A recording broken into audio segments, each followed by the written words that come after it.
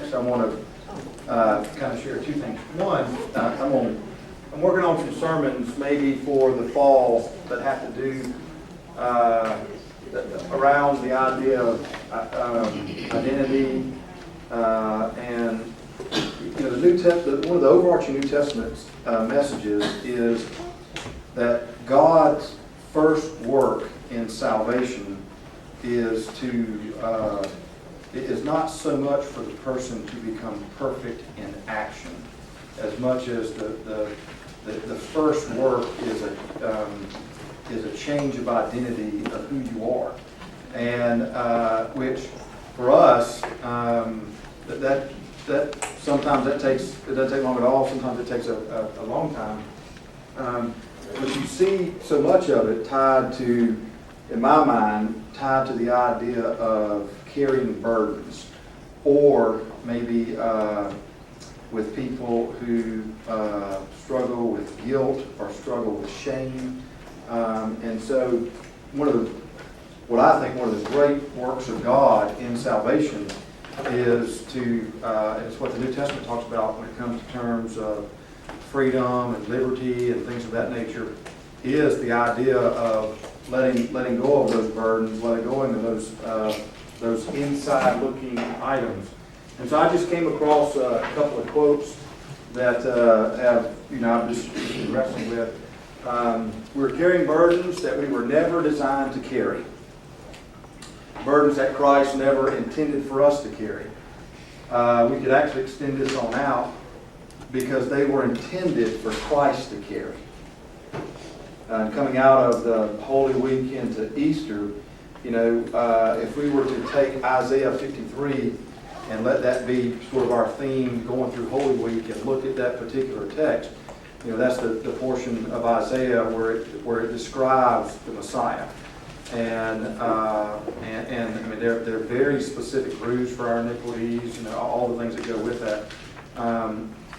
So you have the idea of what's supposed to be laid at the Messiah's feet, laid at Jesus' feet, and yet often we aren't willing to lay them down for whatever reasons. And sometimes it shows up in burdens. And I don't mean like burdens you love somebody and you're sad and carrying those burdens because they're either going through pain or going through struggle or something like that. I mean, I'm using the concept of burden as how does people see themselves, and particularly how does that filter down into their identity. And the reason why this is so important is because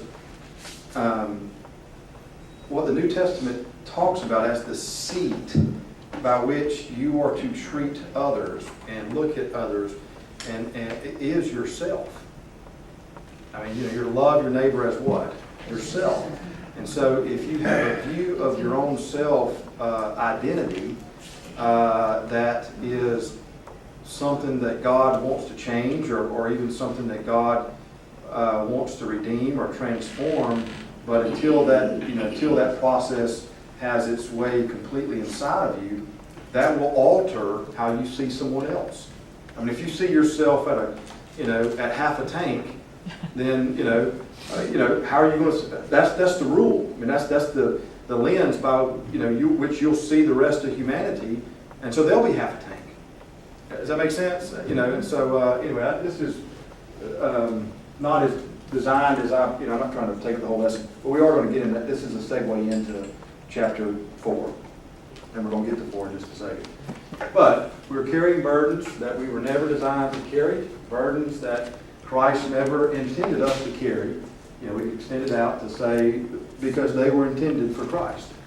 And and when we carry them, it's almost like we're working against what Christ wants to do.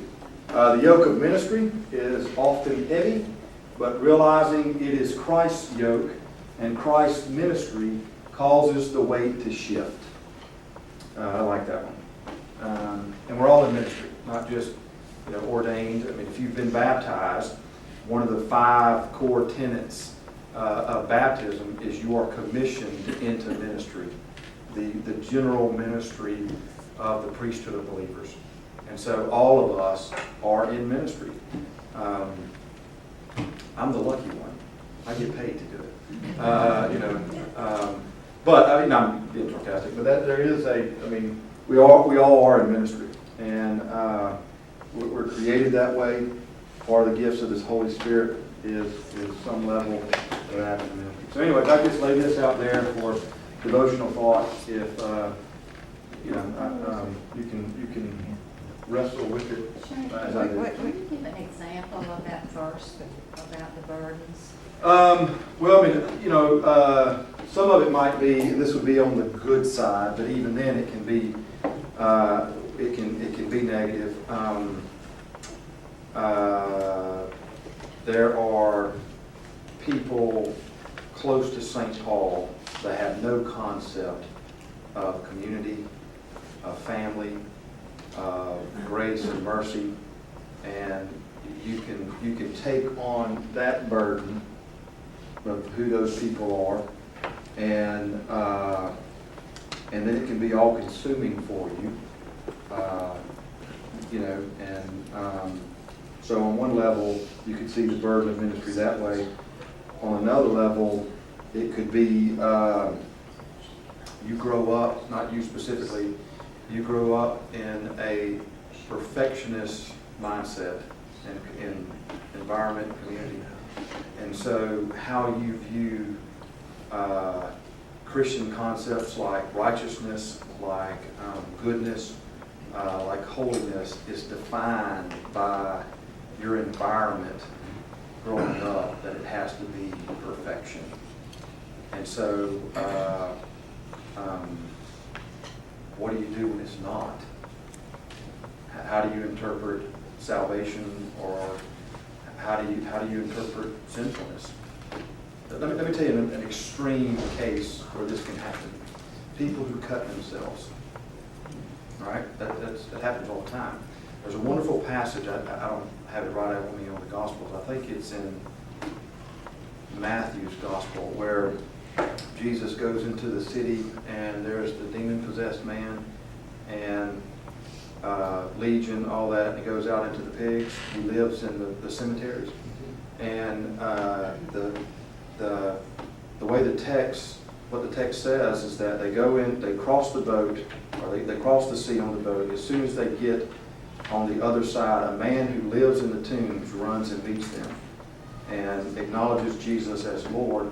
And then the Gospels give you this parenthetical statements. It might be Luke. Luke does more parenthetical statements than the other ones that describe, you get insight to the guy's character. And he says that he spent night and day in the tombs, gnashing himself against the rocks, and the chains could not hold him. Well, what is gnashing himself against the rocks? He cuts himself. Right. Now, what's interesting is that there was a Roman garrison in that city, and the Romans were famous for when they were not nice people. Sometimes there's some great redeeming moments about Rome and the empire, and then there's some that's just brutality and just depravity. Often they would go into cities, and they would just have their way. And so, what if this guy, when the Romans came in, annihilated his family, and it's a Gentile place, so we know that there's hogs there's pigs. They would have used them, eaten them, things of that nature. And historically, where we think this took place, there was the garrison. There was the man could have easily have seen or heard the pigs all the time, and they could be a reminder of what was happening. Does that make sense? Where there are traumatic things that happen in a person's life, and they don't. Have you ever noticed why they just? It would make sense for some people would say, "Why don't you just leave that town?" They can't. Prince of Tides. You ever read that book? Seen that movie? Perfect example of this. And all kinds of dysfunction with mom and dad, and all types of, Thank you. yep, there we go. All types of dysfunction in that story, and yet the characters can't leave it. I mean, even when they move out of the city mentally, they're right there, and so that happens in people's lives all the time, and one historically and today, I mean, one of the reliefs that people look for to numb the pain, cutting. There's a ton of others. I mean, we can, drink too much. I saw that differently, and tell me if I'm wrong. I went through a long period of time where I had been hurt by a close family member, and I perceived that I didn't care for that person. Sure. But still, I carry guilt because I should care for him because it's a family member. Right. And then it occurred to me, and after the person even passed away, that I could still forgive them. Right. And let go of it. Right. And I don't even know how I came about knowing that. So is that what you're talking about? Yeah, to some degree. Yeah. I mean, but the idea you feel guilty. I mean, why? I mean, to use your example, why would you feel guilty for something they did? Exactly right. Something I didn't do. Right. I mean, we're in our culture, Western culture, we're hot-wired to be perfectionists. And women are hot-wired to be guilty. Yeah, that's right. And in the South, it's worse. Okay, and so I mean, well, where does it say feel guilty? You feel guilty for something I did. Right. Does that make sense? I mean, that's what I mean by carrying certain burdens that I don't think are designed for us to carry. Okay, I don't feel guilty because that's where I'm at. I mean, and some of these are harder than others. I mean, somebody does something that's a part of a group of friends, church members, whatever, and you might feel sad about the event and sad and have empathy for what's going on, but if it crosses over to the point where it begins to occupy your identity, then the burden that was designed for Christ, you have just taken that for yourself. That's what I'm getting at. Some of it can be good things. Coming up in May, we have VIP.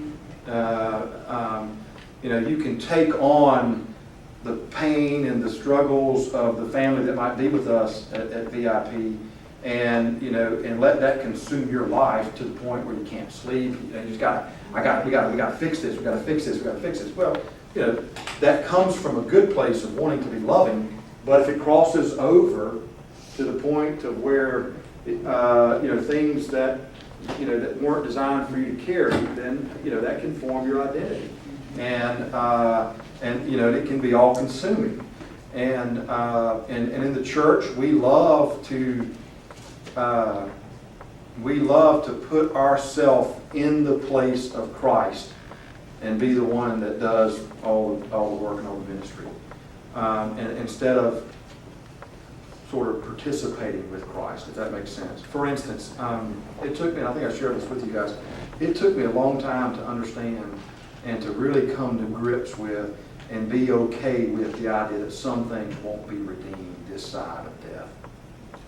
I mean, I come from a very evangelical understanding. It's a very conservative theology. I have a very high view of Christ. I mean, I think I shared with y'all that of the Trinity, the second person of the Trinity by far is the biggest lens in my theology. I mean, I think what Christ does in his death and what God does through Christ in the resurrection is the most profound event in history, and where God breaks into our time in history. And so coming out of that, one of the natural conclusions would be, because of Christ being so large, then surely everything can be redeemed right now. To say that it can't, are we lessening, what Christ can do? And yet there are a ton of things that don't get redeemed. And so, it just took me a while to realize that, I'm not demeaning the role of Jesus nor the cross and the resurrection, because there are other agents involved in the redemption process other than God. There's the person, or there's the people, or whatever it may be. And for whatever reason, there are some things that just don't get redeemed this side. What that's forced me to do then is pay attention to the idea of what God still can do. Now we're about to get some deep water, so just be ready.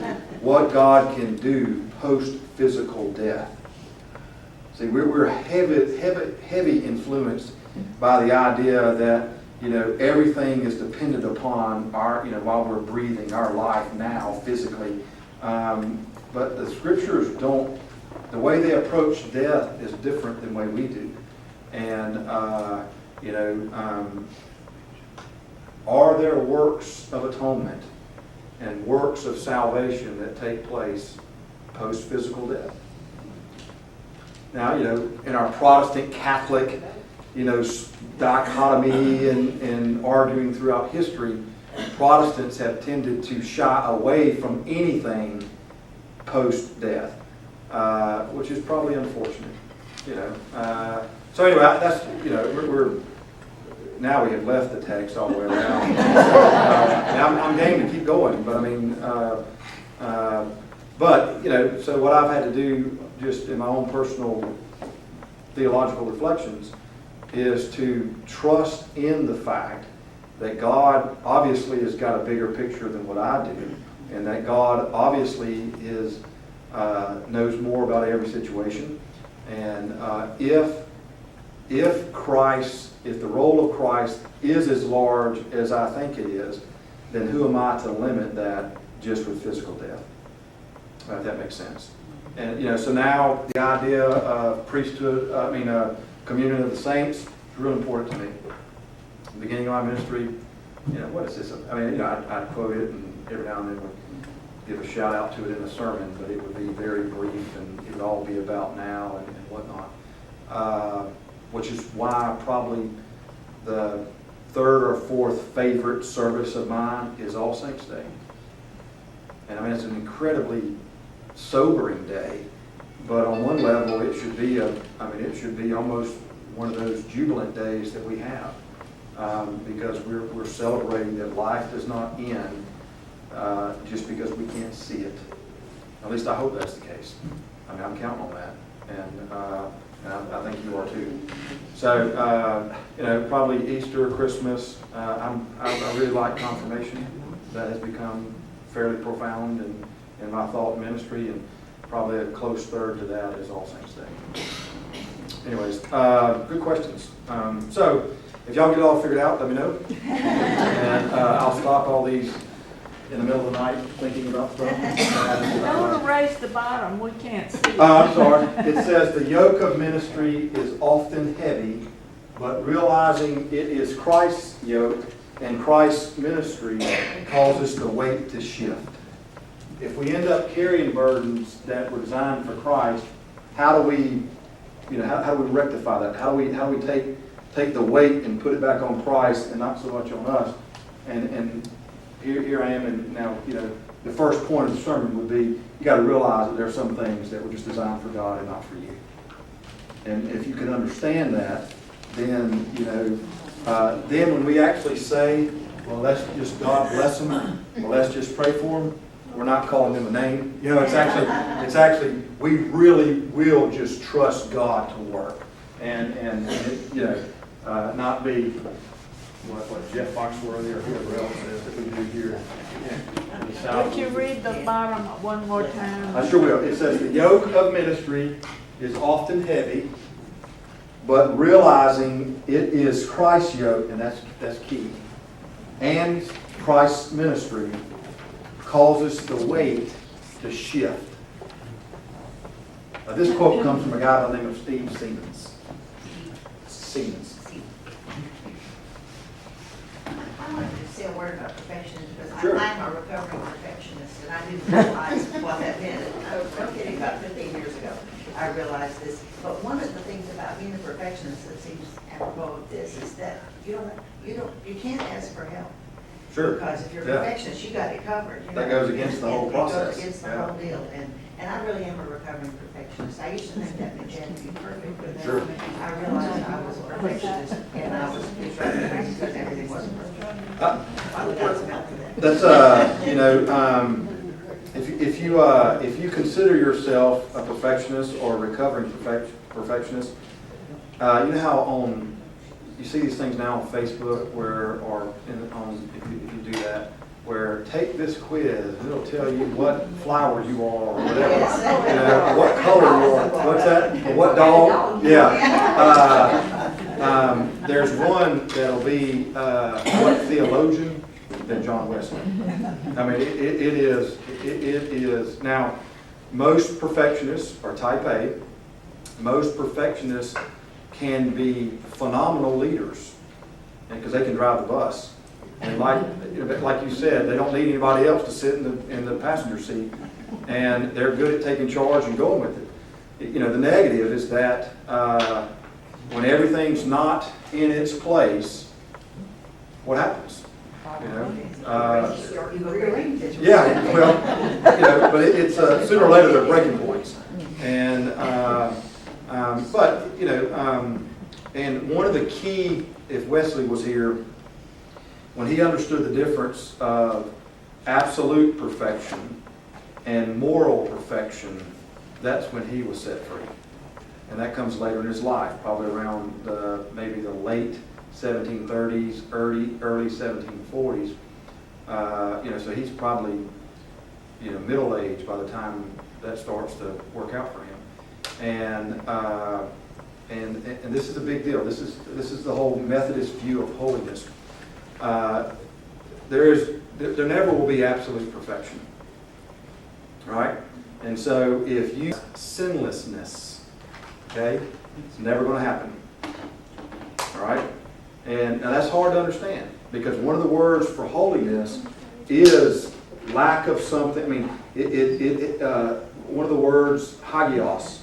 One of the ways that it is interpreted is the idea of the absence of things that pollute. And so, you know, people have assumed holiness then is holiness via subtraction. I have to get rid of things in my life. And if there are black spots on my board, then for me to be holy, I've got to erase all the black spots. And, you know, so even if there is, you know, the tiniest little spot, then I'm not holy. Well, I mean, this interpretation always used for God, not used for people. All right, but we read text, "Be ye perfect, because God is perfect." Well, the word for God there for perfection, holy, or "Be ye holy, because God is holy." And so we think holiness then is holiness via subtraction. I've got to rid myself of, what's that, just as I am, the verse? Rid myself of all, something like that. Some of y'all that know the hymn better than I do.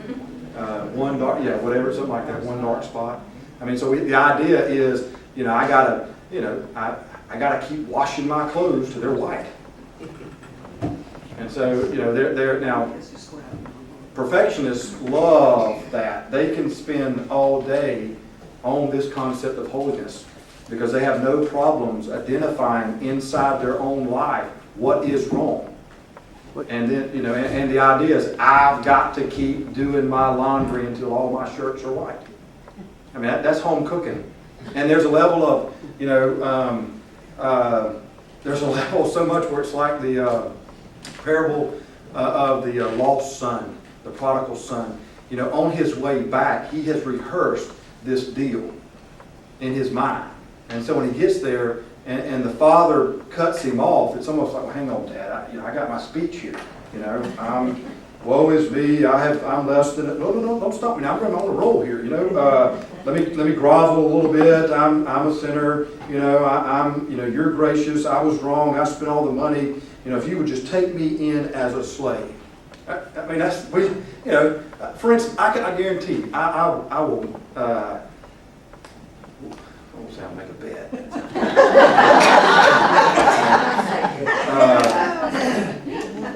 I promise you, if I was to do a sermon series on fire and damnation, I needed that.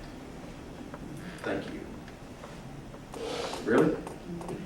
Because I would be the one that would say, I needed that. Listen, I've been doing this, I know. I promise you. And, you know, that hit me right square between the eyes. I mean, we think holiness via subtraction. And that's not Wesley's, one of his great contributions to Methodism and to theology is moral holiness, or moral perfection that is heavy on intent. All right? For instance, and I've asked you this before, if today is Brooke's birthday, and I buy her a bunch of pot and pans because she likes it when we eat together as a family. All right, my intent's good, correct? All right, I would think that it is. How is that gift perfect? No, I have to move in with one of y'all for a while. So I mean, you know, but the idea is, so, you know, did I sin? Now, if I'm a perfectionist, I missed the mark. Amartia, the word for sin, is the idea of like archery. You pull back a bow, you shoot the arrow misses the target. Well, I mean, there are a ton of things that we might miss the target, but our intent is right and good. So what do we do with those? Are we sinning or are we not? Profit by your mistakes. Pardon me? Profit by your mistakes. Well, you know, that's so Wesley said that holiness of heart and life that first starts with what's going on inside your heart. And the ones who know that are you and God. Because you can do good things and have terrible intentions. And it'd be just as bad as, I mean, you know what I'm saying? I mean, I can use somebody even though it might do something that would be beneficial for them for my own benefit. And I'm pulling strings and manipulating people, things of that nature. On the outside, it look real good and nice. On the inside, you know, probably one of the classic examples would be inside a family relationship. There are certain pillars of power. Money, sex, children, things of that nature. You can use one of those to manipulate the other. I'm mad at Brooke, so I pollute my kids to be mad at Brooke too. Does that make sense? You know, I mean, that sounds horrible. Listen, you know, at least try to look like that's never happened. You know, I mean, but it does. I mean, you know, money, do the same thing with money. And so, I mean, you could do, you know, so you can have wrong intent and wrong action, which is, that definitely is, that's missing the mark completely.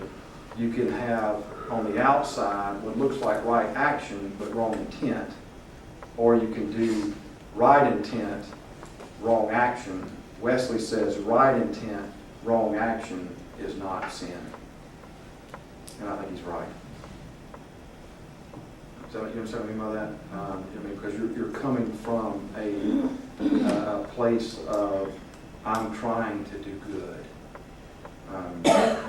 So anyways, now you can read his journals and you can spend forever where he writes all this stuff on it. So, all right. So, well, I thought we were going to get to chapter 4. Y'all tell me where you're at. Y'all want to finish up 3 real quick and then take a break and then go to 4? Okay. Where we left last time was around chapter 16, verse 16, chapter 3. we're talking about this concept of the temple, and there's 2 times in the book of 1 Corinthians where temple is used. One of them is where the you, the pronoun you is used. One of them is you plural, as in maybe a better word for us would be y'all or you guys. You guys or y'all are the temple. It's plural, which means we, the body of Christ, we, the church, are the temple. Later on in the book, it's going to be a singular you, where it means you personally are the temple. Now, Old Testament temple was the presence of God, and so the idea is God's dwelling place has moved. That's one of the things that we look at with the death of Christ. Remember, the temple's rent, all from top to bottom. Holy of Holies is now available to all folks. And one of the concepts out of that is that the temple itself doesn't have the monopoly on the presence of where God dwells. Now God dwells inside of His people, plural. So when we say the church is the temple of God, or the family or the community is the temple of God, this is what we're getting at. It's coming from this concept here in 1 Corinthians. Now, inside the larger environment of 1 Corinthians, the reason why this is important is because in chapter 3, he's talking about people beating up on each other inside that congregation. And so one of the things he's doing is laying out this argument that says, okay, if God's presence dwells with us here in the church, and we're fighting amongst ourselves, who are we really fighting with? You know, if Peggy and I are just at odds, Peggy just happens to be a wonderful sister, I love you so much, and she and I are at odds, you know, obviously Peggy and I could be fighting, but the fact that she's a part of the church and I'm a part of the church, it's not just Peggy and I fighting. I'm fighting against the presence of God that dwells in Peggy, and she's fighting against the presence of God that dwells in me. And so, you know, think about this as, you know, if we're in 1 Corinthians, first century, and you know we're just warring with each other, and you know then we stop and someone says, "Hang on, be careful who you're fighting with." You know, God lives in her, God lives in me. You know, it's more at stake than just 2 people going at it and fighting. You're fighting with God. And that's all of a sudden you jump right smack into the deep water then, don't you? Does that make sense? I mean, which is why if you've ever been in churches that split or that can't get along, boy, it is horrible. It's so painful. Oh, it's just terrible. I mean, it's because now, and there's a reason why. What do you bring when you come to church? You bring all of who you are. When you worship, you just worship physically or emotionally or mentally. I mean, you know, everything that makes you a person is present with God, correct? And so, and with other people, and so there's this. I mean, this is a living, breathing organism, and so whenever there's fighting that goes on, you know, because you are 100% invested. When there is the ripping of that, it rips at 100% of you. Does that make sense? And so, and that's why they're incredibly difficult. Some people never get over them, and which is why when people say, you know, and this happens, they're very involved in a church, and the church goes south quick, and it's horrible, and they retreat from the church, sometimes never to come back. I mean, you know. There's a reason why. I've got pain. I mean, I've invested myself in 100%, and then all of a sudden, you know, I just can't do that anymore. I can't trust that way anymore. I can't jump back into this anymore because it's just that difficult. And so, you know, one of the there's a wonderful book called Unchristian by Gabe Lyons and somebody from the Barna Institute. And they pick up on like the 6 or 7 things. They went and interviewed a bunch of people who were in the church at one point and no longer are. And so it's very important information. Why don't you come to church anymore? You know, one of them is that. what I witnessed was destructive. And they'll say, I love Jesus. I just don't like his followers. That's a real critique. I mean, Mark Twain says it better, the more I hang around the church people, the more I understand why Jesus preferred the company of prostitutes and tax collectors. There's more than an ounce of truth in that. And so, to get back that hymn, to go back into to our hymns, they'll know we are Christians by our what? Right. Not by our fighting. And so, and the way that gets parsed out so often is over theology. Who is more right? And the example of this, 1 Corinthians. What do we look at in chapter 2? They're fighting over certain aspects of theology. Who they follow. Pardon me? You're talking about who they follow?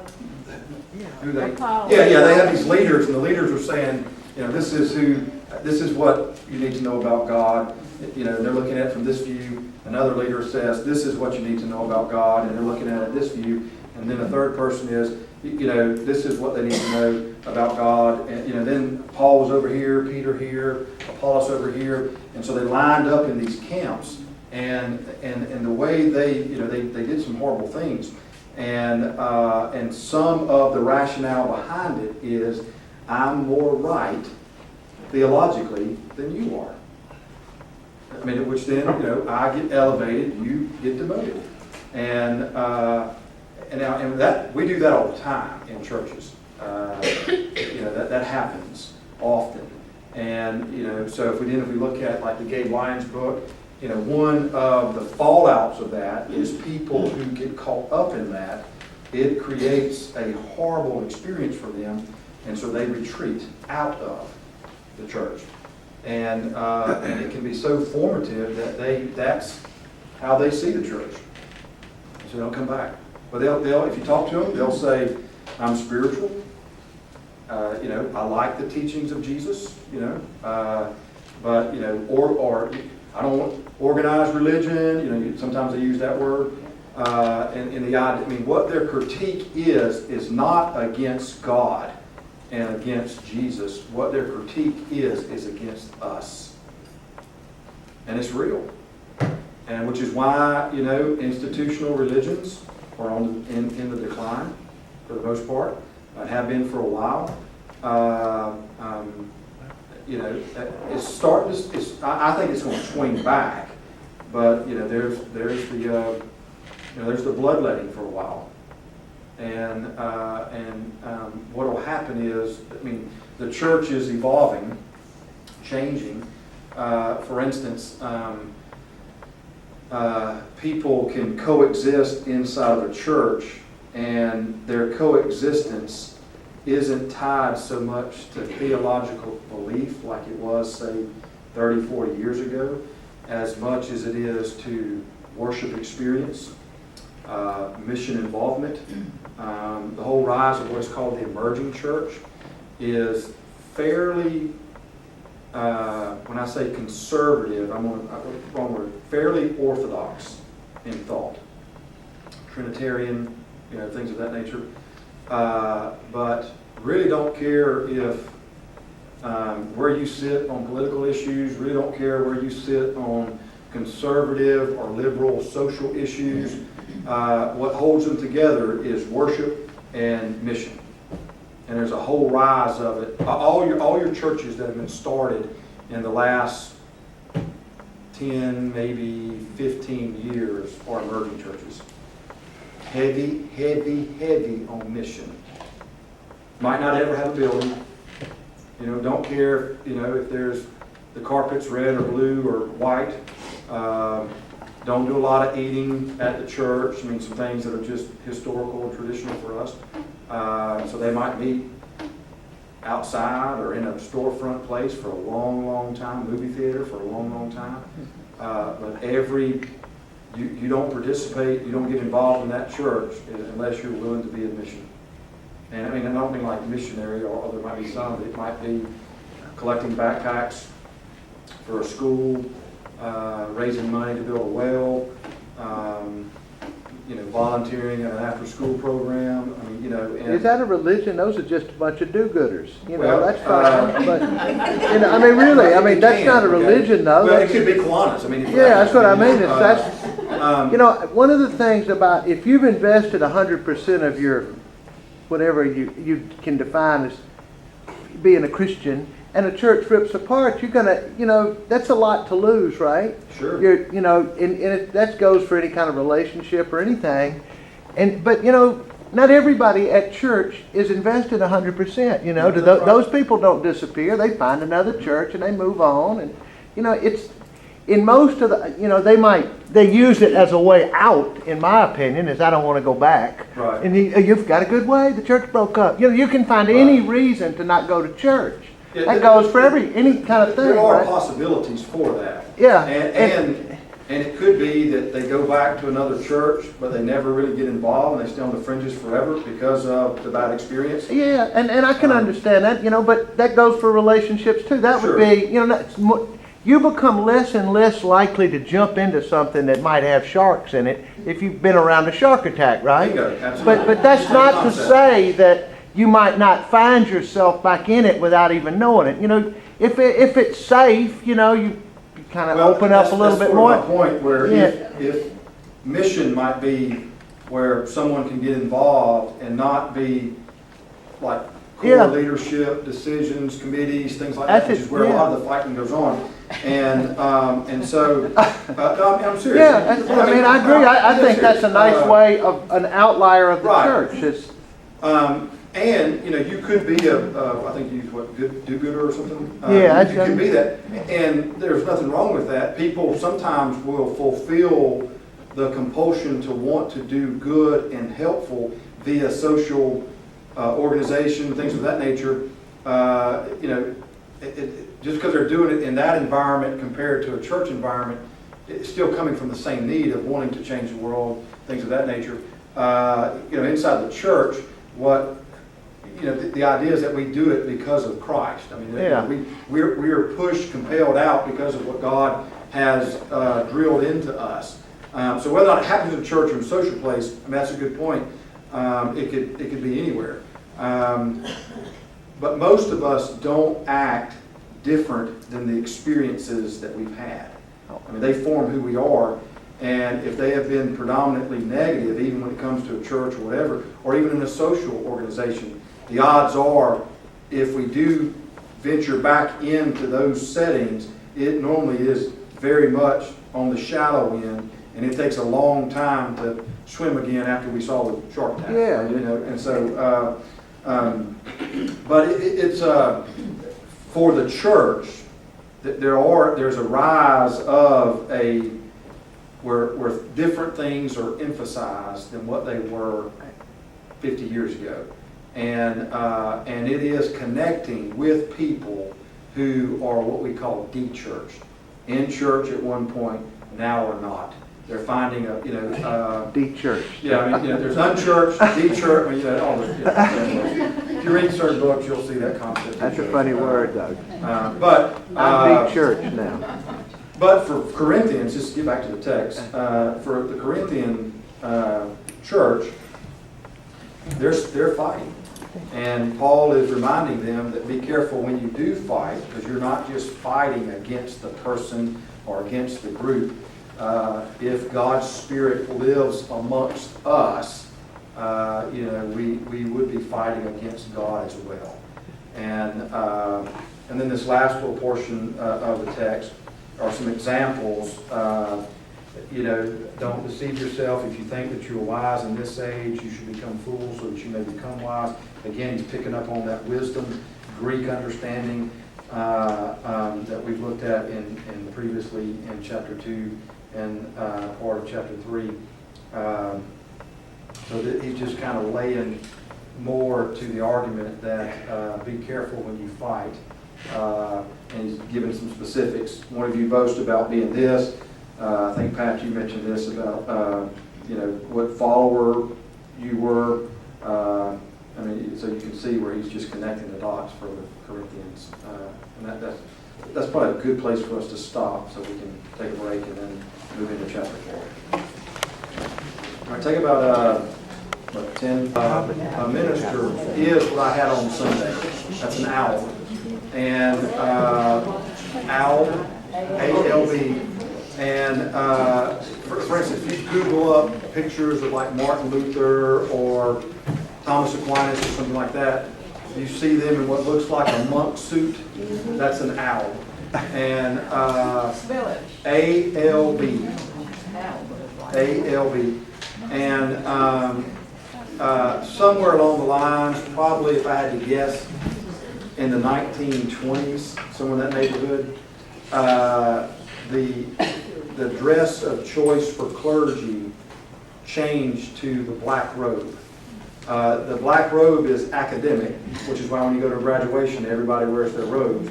And if you go to Catholic colleges or high schools or something like that, the robes in the graduation ceremony, they won't wear their clergy dress because it's a different setting. I have when my daughter graduated from Catholic law school last May, everything was academic except the Monsignor from Rome, and he had some kind of owl that I didn't recognize at all. And some of that is if in the service he's performing clergy duties, he'll dress clergy. That's what he did. Right, but if they're just processing in and processing out, they wear their academic colors. You'll see them so when you go to graduations, where you graduated from, their stole will reflect their colors of what they got their master's or if they have chevrons for their doctorate. Some of them have their hats, and all of it is, you can Google up the academic stuff around all that. If you want my hat, I'll give it to you. If you want to wear that on Sunday. I would love to say it's because it was great symbolism on Easter and I wanted to be a traditionalist and wear the owl because that's the appropriate clergy garb. The truth of the matter is the robe's hot and the owl is cool. And John's going to order an owl and we're going to try it at least for a while. It's a great deal more comfortable than the robe. The robe is heavy and the robe is incredibly hot. And but the owl is fine and it's very lightweight. And you'll see a center belt that will reflect the liturgical color. We're in the season of Easter is always white, just like communion is always white. Christmas is always white. Those are the high days in the church. We'll be in the season of Easter until June the 8th. June the 8th is when we move to Pentecost. And the church has two choices of colors, or actually three. They can wear white, they can wear gold. You don't see a lot of gold. That's kind of like real old school. Or you can go back to green. And then in Pentecost will be red for that particular Sunday. And then you have a choice to be either red or green, because after Pentecost, we move into what is called kingdom time. And that's normally through the summer or Pentecost season. It's the growth of the church. And this is good. I mean, what the church does is take time and space and try to see it through the lens of faith. So your calendar, the way the church calendar is arranged, is through a logical pattern. It starts in Advent, birth of Christ, and the two major seasons two huge days in the church, Christmas and Easter, always have a season of preparation before. And the idea is that you don't just rush into it. You got to take your time, get ready, prepare yourself for it. And so there's the season of Advent. There's 4 Sundays leading up to Christmas, so that when Christmas morning comes, you've done your Christmas shopping spiritually, right? I mean, how many of y'all wait to think about what you're going to buy for friends and family the day of Christmas? Anybody? All right, same concept theologically. And so you get ready for Advent. And then we have a few seasons of post-Advent, which is Epiphany and a couple of Sundays there, where we take in the larger story of the Christmas, of the birth of Christ, where you've got the wise men. And, the manger scene is not correct biblically. The three magi came, Jesus was a boy, he wasn't a baby. And so we move out of that, and then you get ready for the next big day, which is Easter, but you have a season of Lent that begins that process. And then you have, in the Gospels, you've got those period, 50 days or so that are post-resurrection appearances before ascension, right? So you have a season of Easter, and then you have Ascension Day, and then, which falls a lot in line real close to Pentecost. And then Pentecost is the celebration of the coming of the Spirit. And then you have, Acts, Romans, you have that season where it's the growth of the church, and we call that kingdom time. And kingdom time ends on the Sunday before there's debate on when All Saints happens. But kingdom time ends with the Sunday before Advent with Christ the King Sunday. So you can see the idea of birth at Advent all the way through the calendar year to Christ the King, where we celebrate lordship forever. Does that make sense? All right, so now you got it. So if you want to be liturgical, you can dress in green Sunday, or white, or gold. Don't need to wear red yet. Red shows up in June. Don't wear, blue. Blue is the modern color for purple. So you can wear your purples in Lent and your purples in Advent, or you can wear your blues around Christmas time if you want. And anyways, that's exactly right. So don't. She said, "Don't tell the perfectionist that, because we will be." But that's how we. And so clergy dress follow the liturgical year. Why do those? What's that? Purple, gold, and green are the colors of Mardi Gras too. Well, yeah. And the church has long taken pagan holidays and turned them into Christian holidays, which is what we, Easter's tied to the lunar calendar. So it probably has more to do with Druid time, and of course Passover. That's a lunar. All that is lunar, and so the whole concept of, did Jesus, was he resurrected on April the 20th? Probably not. Okay, but because then that means next year he's going to be resurrected on April the 4th. So his resurrection moves periodically. We don't know when. We just know that it follows the lunar calendar that Pentecost. That Passover also follows as well. So. Kind of along that line, but three of us were talking Friday. There is no Good Friday service in the city that we know of. And it used to be that even St. Paul certainly had a Good Friday service with lunch, and no Maundy Thursday, as I remember. Right. But why is the emphasis off Good Friday? No, it just runs in seasons. I'm like not a season like fall, but like seasons of life. Yeah. What will happen is you'll see probably over the next few years people leaving Maundy Thursday and focusing more on Good Friday.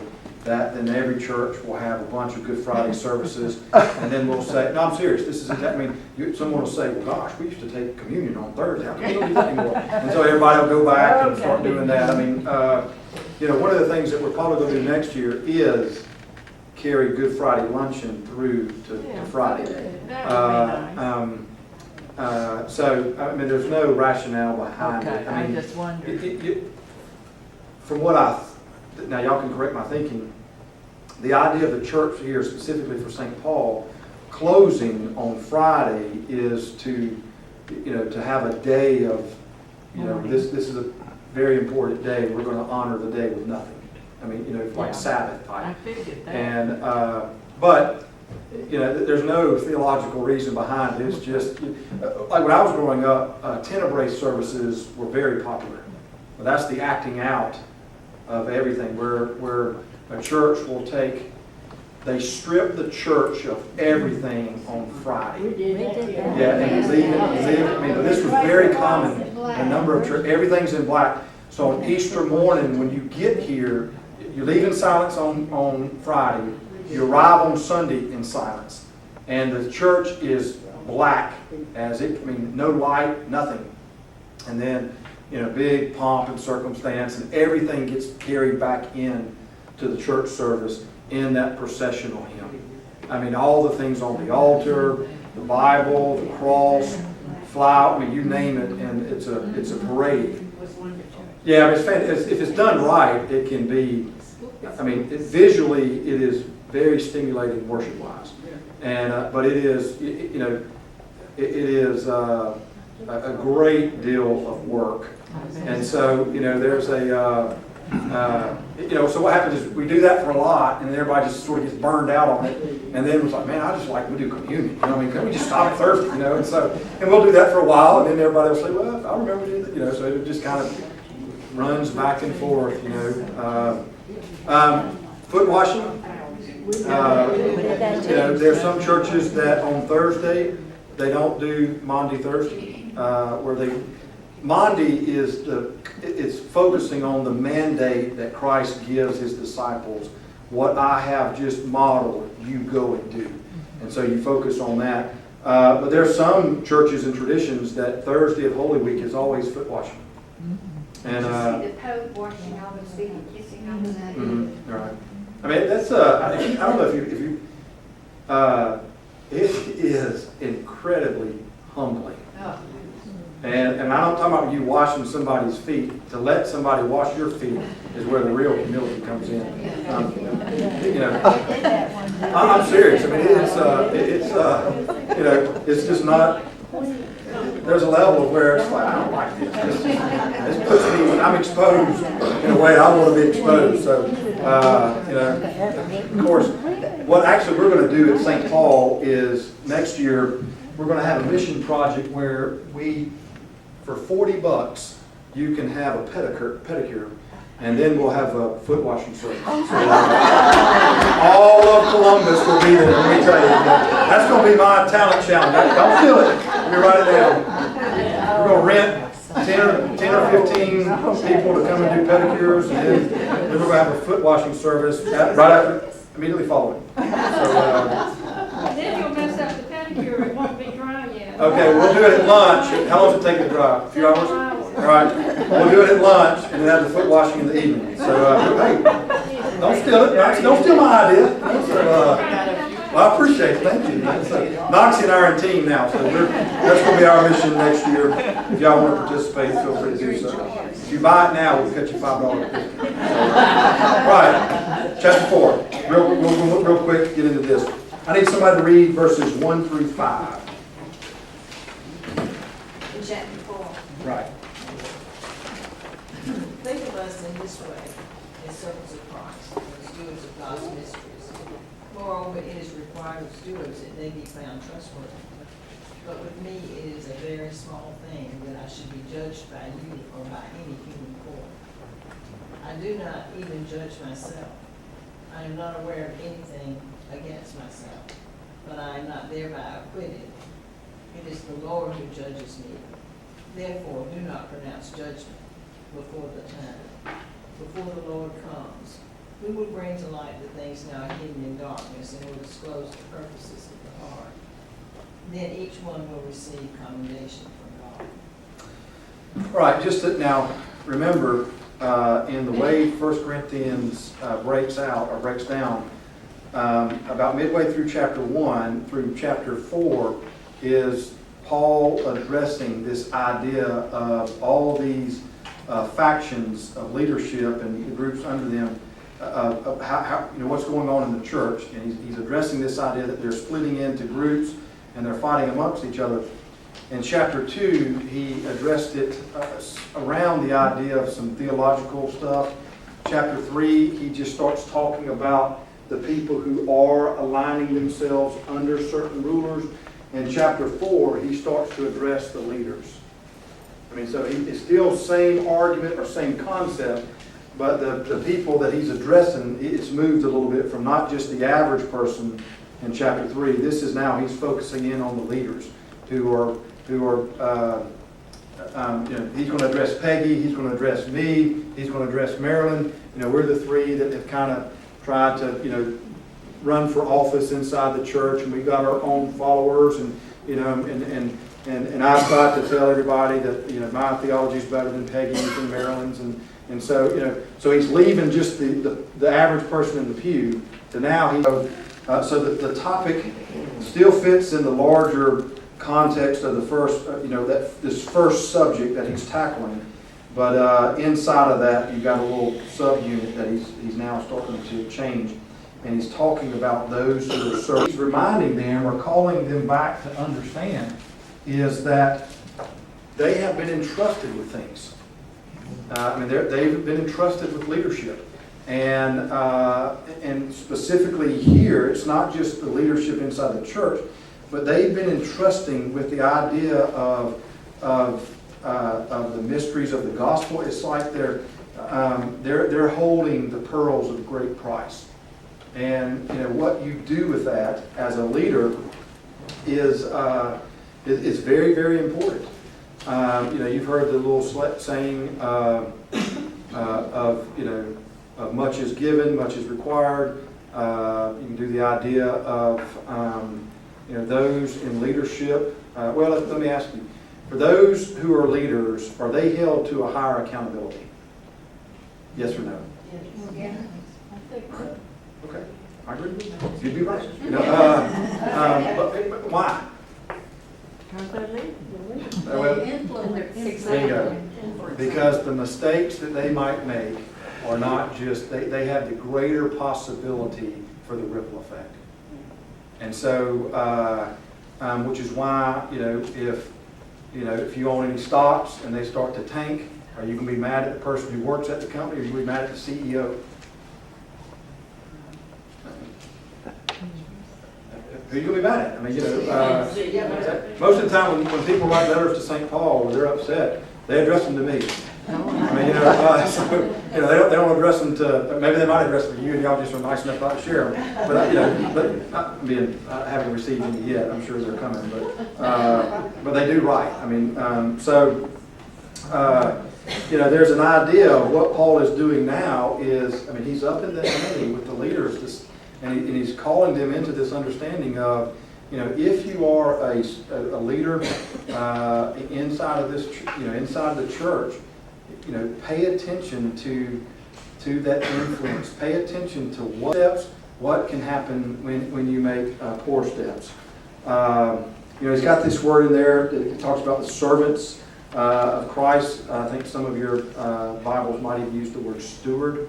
And steward is probably easier for us to understand the concept than the word servant.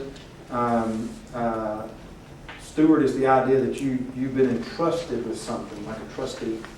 And so you are to conduct business or actions, but it's really not yours. Correct? And so the idea is you've been entrusted with the gospel. It's not your gospel.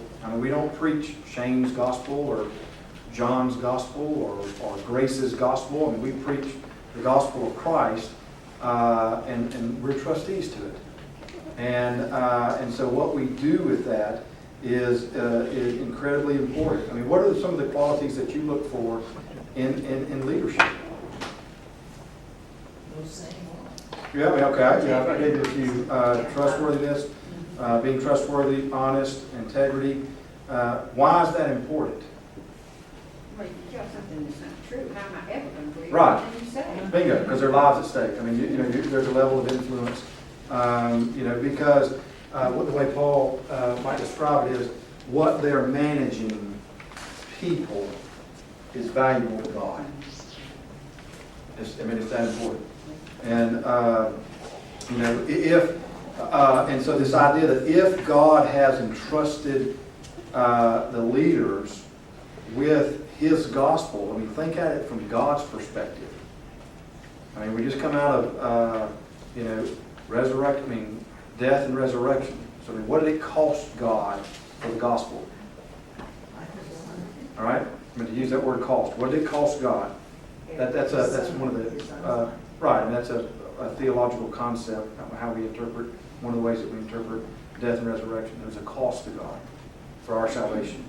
So, and so if God, if it cost everything to God, and then, I mean, think about how, one level, this is either God is crazy or God is incredibly loving. God then entrusts himself to others. I mean, just sit with that for a minute. The idea that you've been entrusted with Jesus. On one level, it's shaken, but on the next, I mean, there's a level of just profound awe. You understand what I mean by that? I mean, God entrusts you as leaders with his Son's death and resurrection. All right? I mean, he must really love you. I mean, think about it. I mean, think about what's really at stake, what's going on. So, I mean, it really does matter then what we do with what we've been entrusted with. I mean, what in your mind, I want you to get what is the most valuable thing to you. All right? There's only one thing that can't be taken from you. What's that? God. All right, well, okay. You can't take him away Don't from you. to answer my question, you can't say God. All right. What person, item, thing, whatever. Get whatever that is for you in your mind. All right? Yeah, I'm talking about you personally. I'm not talking like, your dog, family, house. I mean, get something in your mind that, My Keurig coffee maker? Pardon me? Keurig coffee maker. In the morning, Brooke sent me a text one time that said it was a picture, I was out of town. It was a picture of our Keurig, and she says, "Oh, my first love in the morning." Exactly right. Well, that could be it, okay? What if you then give it to me and I just misuse it, break it, pollute it, defile it? I'm never going to give you anything else. Yeah, exactly right. That's kind of the concept here. God has. I mean, how does John describe Jesus when God is speaking? Baptismal scene, 2 times in the Gospels. This is my what? Beloved Son. Matthew, I think, says only beloved Son, whom I'm well pleased. And then later on in the Transfiguration, listen to him. And it's the only time that God speaks in the Gospels. You notice that? All right? He entrusts He entrusts him to you. Now, again, he's either crazy or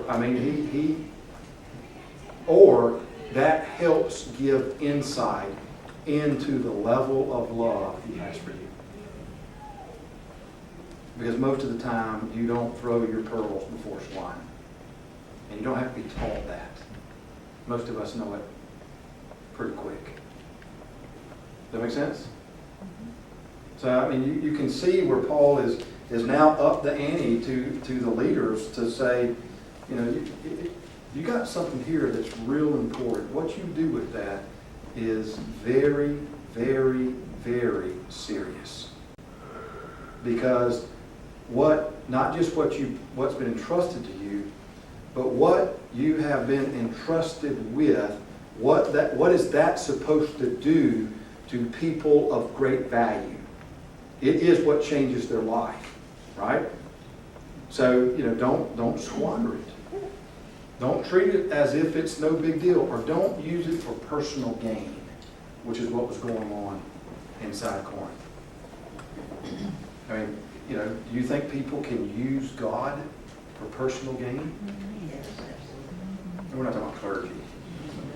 But, They do all the time. I mean, listen, I'm sure you're probably right. I'll be up front. I mean, there's a level to,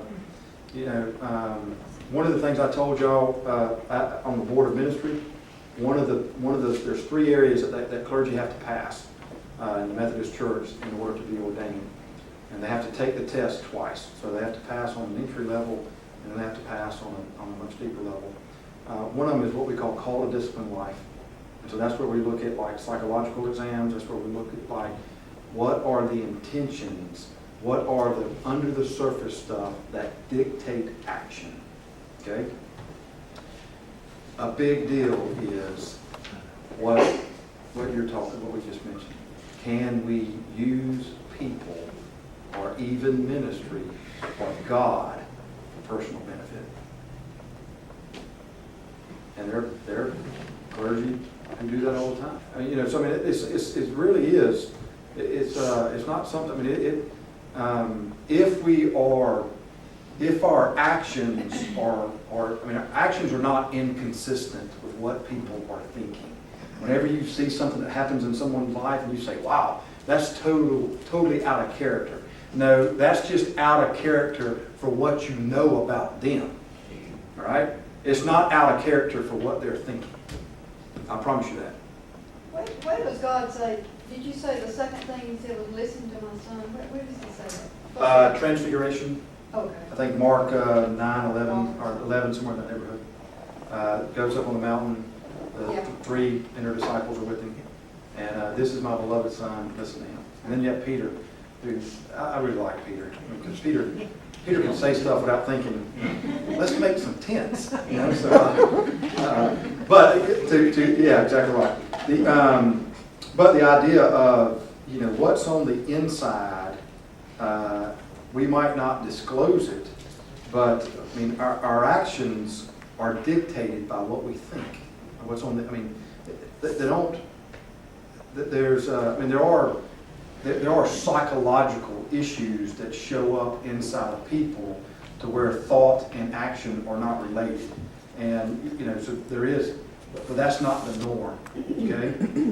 Normally there might be something that's happened to the person to have that disconnect. But inside of and I'm going to use the word the normal. I'm not trying to say this. Well, this is sometimes abnormal. So, but inside the normal, action, I mean, thought and action are related. The difference is we just don't get access to what those thoughts are. People have kept them secret for a long period of time, but they don't act inconsistent. We don't act inconsistent to what's on the inside. And so, and so if God has entrusted us with Jesus, and Jesus is what changes the inside, okay, then that will change the outside. I mean, it's real important for us to pay attention to that. And I would hope that all your ministers, you would, whether or not you go to St. Paul or not, but definitely if you do go to St. Paul, because that's, I mean, I can speak on behalf of St. Paul, that, I mean, you should demand of your leaders a level of action which also deals with thought. I mean, it's too important. One of the things I told our HSPRC, which is our HR committee, is that, if they have when I was appointed here, some of our first conversations, to say, if there's ever a time that you can get a better yield with me not being here, then because you are a steward on that committee, you have a right to ask always the best. And whether or not I like it or not, that's an issue with me. That's not an issue with the church. And I mean that. I tell that I mean, that's not just lip service. But I mean, because I've put this concept to bed, so I really am okay with it. But the idea is, we're all held accountable to the mission.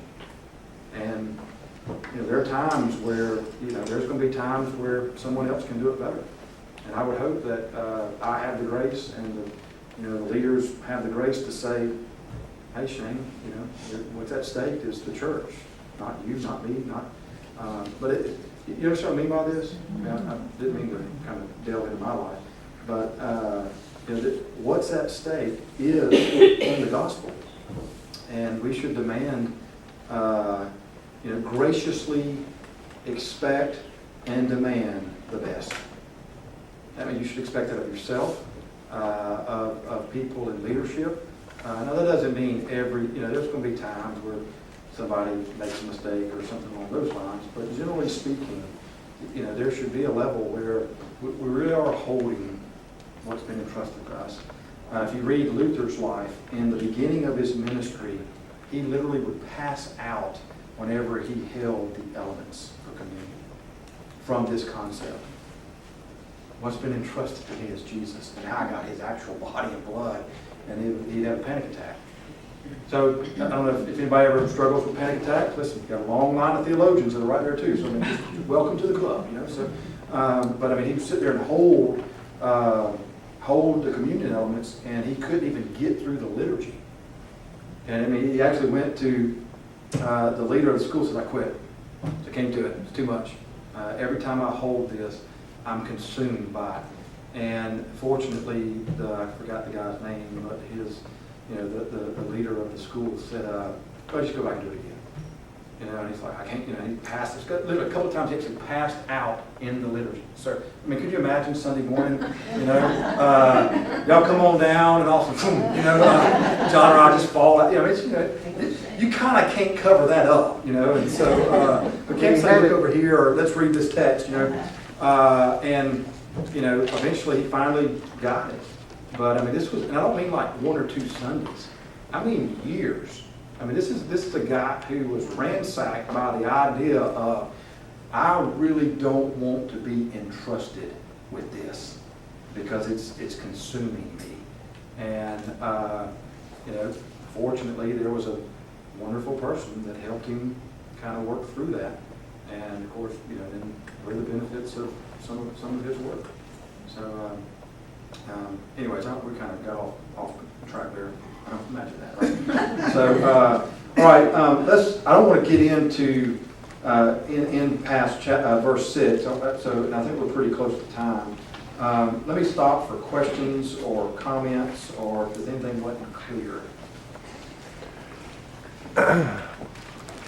In all of this, how did this affect the church of Corinth? What happened? Well, we don't know too much. We get follow-up in 2 Corinthians, but that's a letter that comes afterwards. But the church is no longer here. So, I mean, you can't find it today. Even when you go to Philippi or Ephesus, you see, Right. but you don't see anything. Yeah, there's we don't know if that's, some of it is, there's a couple thoughts on that. One of them is the church didn't learn, and over a period of time, it declines, and eventually it just is no longer effective, and it would be the equivalent of shutting the doors. I don't put a lot of thought in that one. That is a possibility. I think the church existed for a time, and then if you go back and look at your European history and see what happens to the church in all of that area, there's kind of a mix of some stuff. But as for the place not being here, where you can't go excavate it out, a number of folks believe natural disaster. Maybe like earthquake or something. And but they are excavating now, where you can go and find, because you can find the temple of Aphrodite and the base of that, and you can find what we would call the red light district behind that. And so, who knows? Maybe in the next 100 years they might dig up something that would give us insight into where the church actually was. We don't know where it's at now, and we don't know what was the cause of it not being there physically. There's no more recording. Right, now, we don't get any, after you get out, you don't have a lot in Acts that talks about Corinth, and you don't have a lot in what we call the ante-Nicene writers, which is the writings of the church from around 100 AD to pre-320. There's not a lot about Corinth that show up in that. And there's definitely not anything that shows up in what we call the post-Nicene writers that go from 325 up to, you know, your Middle Ages and all that. So, yeah, we kind of, you only get a little bit here, and it's, you know, it's not, the beginnings of the recipe doesn't look good. So, good question, though. All right, anything else? Any other comments? The book's about to get really interesting. I'll just leave, when we get into chapter 5, 6, 7, 8, on up, I don't know what novels you read. That 2015. But if you like the novels that, well, I mean, you know, if you like novels that have real life stuff in it, then you're really going to like 1 Corinthians because it covers a little bit of everything in this book. You know, the Bible is not a PG book. I mean, it's not. I mean, it's funny when Hollywood tries to make a movie of the Bible, what goes in and what doesn't. Because if you were to actually make a movie of what took place in the Bible, it would not make it to the screen because it would not pass the XXX rating. I mean, you know, whatever it is, the X, or, I mean, you know, it's I mean, you. I want to see the movie, that's for sure. Do what? I want to see the movie. On that word, go in peace. You wouldn't get through Genesis. I believe it. Genesis is the most earthly book there is.